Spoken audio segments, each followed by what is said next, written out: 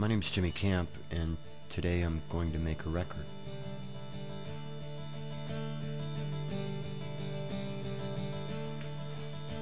When I first started thinking about making this record, my plan was to do an acoustic recording with just acoustic guitar and vocals and some harmonica. And I was hoping to go into the recording studio and record using an old 2-inch tape machine, record analog. And I started checking around with recording studios, and much to my dismay, I found that they really weren't out there. And if they were very expensive. The tape was very expensive. People just weren't keeping them up anymore. And I thought that was kind of indicative of sort of the current state of music.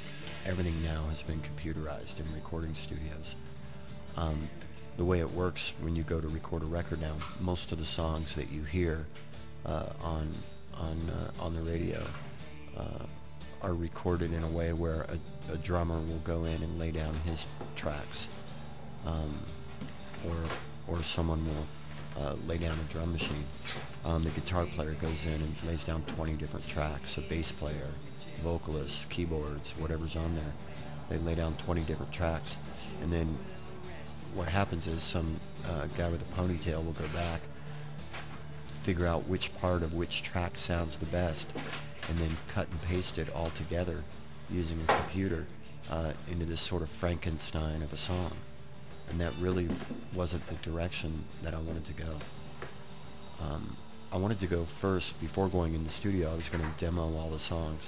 You know, we used to use tape recorders. We'd sit down with a ghetto blaster and hit play and record, and kind of record your songs, and you can go back and listen to them and figure out arrangements and that kind of thing. But I'd been down at the 3rd Street Promenade in Santa Monica at the iPod store there, and they sold these little Belkin adapters that you could plug in to your iPod that were made for doing voice memos and that type of thing. And I had been up at she was my girlfriend at the time, but my wife's trailer, and plugged the thing in and started playing through it and singing, and I was shocked at the quality of the recording. And I thought to myself, well, I'm going to use this thing to make my record. So I took my little Carvin StageMate PA that I used to play acoustic shows, plugged in a couple microphones, ran a line out of the little mixer directly into this Belkin adapter into my iPod. Well, I would sit down and you hit voice memos, and then you press record now, and then you hit record, and you start making your record. It's really that simple. When I started recording, I really wanted to get a certain vibe down onto this recording. I really wanted a certain attitude to come out that I think really gets lost in all the multi-tracking, and you know, half the time when people record records now, they're never in the same room at the same time making music. And I think that's a shame, and I really wanted to get a certain vibe down on this recording. When you record an acoustic recording, it's very basic, and I wanted each song to have a little bit different personality to it, and a little bit different sound. You know, sometimes I would record in the bathroom to give it a little bit more echo. I have hardwood floors, so I would lay a rug down to sort of give it a deader feel to the room. But the song Captain America, which I actually wrote the night before I started recording, is a very simple song. It's really just one chord with a little bass run over it. And I wanted to add a little bit of texture to it, so I stuck an egg shaker in my shoe. When I first tried it, I was wearing a pair of Adidas, and the egg shaker kept falling out.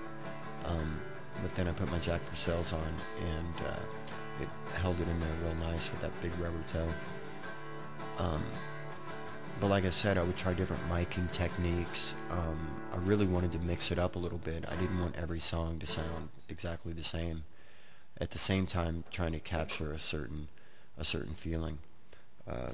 One of the songs on the recording is titled "Long and Hard," and in order to make up for that title, I think I wanted to give it a little bit of a gospel feel. So I tied a tambourine to my foot using a bandana. The only problem was, as you would start to play, your foot would keep sliding forward while you were playing, and you kind of have to snap it back. You would try to snap it back at certain accent points in the song, but that wasn't always the case, and you'd end up with these sort of unintended accents. But I think that really adds to the personality of the record. It gives it a little bit of character. You know, recordings now, they're so perfect. They go through and they cut out everything. If something's not perfect, it gets thrown in the recycle bin, and they find the perfect part of that perfect take for the recording.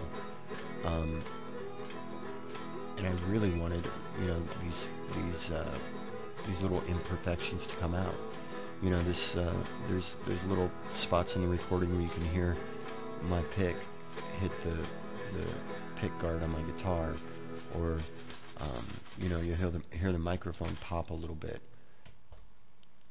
But I think that just sort of adds to the personality of it. Once again, I was really having a problem with, I used really cheap microphones, and I was having a problem with a lot of microphone popping when you say P's and B's and things like that. So I took one of my wife's dainty little anklet socks and a coat hanger and made a windscreen, and that seemed to help quite a bit. But once in a while you'll kind of hear them on there. You know, if I had one of these things, an iPod, when I was a kid, and this kind of adapter, we used to set up in our garages and put out a ghetto blaster and hit play and record. And we would actually make demos and make copies of them and give them to our friends.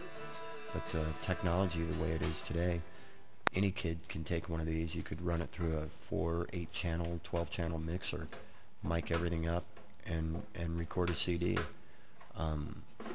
It's sort of an old school meets new school with the new technology that's out there. Back in the day, I mean, this is how they recorded records. You know, Woody Guthrie, Mississippi John Hurt, even beyond that, Elvis Presley. They set up microphones, they played it live, they recorded live onto a recording device. It just so happens that now it's an iPod, which is accessible to anyone. But on this record, I really wanted that vibe and that attitude to come out, and I think that gets so lost when you have multi-tracking and overproduction and processing. So I hope that really comes out to the listener. I think I was able to capture that, and I hope you're able to hear that on this record. The result of that.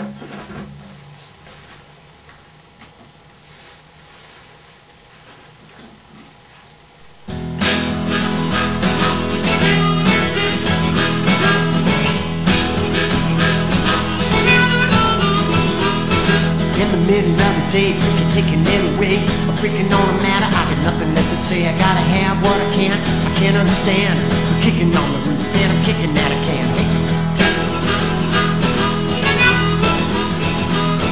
Should've turned left, went right, wrong way, wrong night. Should've learned to dance, should've hopped a train to Paris, France. Stowed away on a boat, heading to Mexico. Lick my finger, stick it up and follow where the wind blow. A long, hard, lonesome road, I'm coming home. Been a long, hard, lonesome road, but I'm coming home.